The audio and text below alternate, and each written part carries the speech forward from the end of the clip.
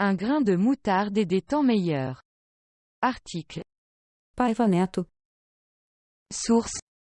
Journal. A Tribuna Regional, de Santo Ângelo, Rio Grande do Sul. Édition du vendredi 4 janvier 2013. Mis à jour en février 2017. Nous traversons un moment de transformation dans le monde, radical et turbulent à bien des égards, qui exige de nous une capacité supérieure à faire face aux obstacles de toutes sortes. C'est ainsi que j'ai commencé une nouvelle conférence à la radio. Et j'ai poursuivi. Je ne parle pas d'une course névrotique. Parce qu'il y a des gens qui courent, et qui n'arrivent jamais nulle part. Je parle ici d'une préparation systématique et courageuse pour des temps meilleurs, toujours désirés mais qui n'ont pas jusque maintenant été dûment réalisés par l'humanité. Ce qui lui manque peut-être, c'est la perspicacité et la persévérance à l'égard de certains enseignements de base que Jésus, le divin prophète, avec abondance et espoir, nous transmet.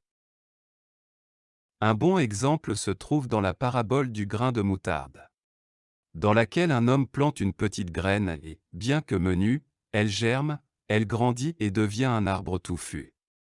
De sorte que les oiseaux s'en approchent et font leur demeure dans ses branches. La parabole du grain de moutarde. Jésus. Matthieu, chapitre 13, versets 31 et 32. Jésus leur proposa une autre parabole, disant : Le royaume des cieux est semblable à un grain de moutarde qu'un homme a pris et semé dans son champ. C'est la plus petite que toutes les semences. Mais quand il a poussé, c'est la plus grande que les herbes et devient un arbre. De sorte que les oiseaux du ciel viennent et demeurent dans ses branches. Le semeur a eu, disons, une vision prophétique. Parce qu'il avait connaissance de la valeur extraordinaire contenue dans la petite graine et son avenir. Par voie de conséquence. C'est une des leçons que Jésus, dans cette parabole, veut nous transmettre.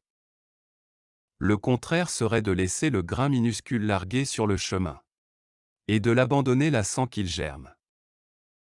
Ainsi, lorsque nous ne sommes pas conscients de la force qu'apporte le Verbe divin, nous risquons de donner un coup de pied dans la graine et de mépriser la grande fortune que Dieu nous offre.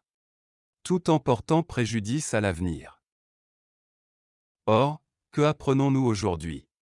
Sinon que celui qui possède l'information et la communication est le maître du monde ?